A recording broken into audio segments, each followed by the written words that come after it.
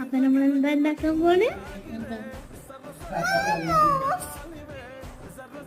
നല്ല മോമോസ് ഉണ്ടാക്കാൻ വേണ്ടി പോവാ. ചിക്കന് നന്നായി ചോപ്പ് ചെയ്ത് വെച്ചേക്ക്. നല്ല ഉള്ളി, കരിവേപ്പില, ക്യാരറ്റ് ഒന്ന് നല്ല വെച്ച് ചോപ്പ് ചെയ്തെടുക്കണം. നല്ല പൊടിയാക്കി ചോപ്പ് ചെയ്തെടുക്കണം.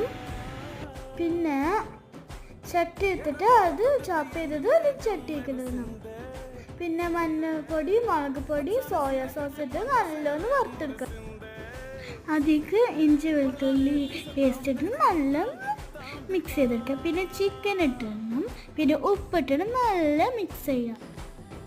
ചിക്കൻ ആദ്യം വേവിച്ചിട്ടാണ് കേട്ടോ ചോപ്പ് ചെയ്ത് വെച്ച്. ഇപ്പം നമ്മൾ മാവ് നല്ല കുഴച്ചെടുക്കണം. നല്ല പഞ്ഞി പോലെ ആവണേ.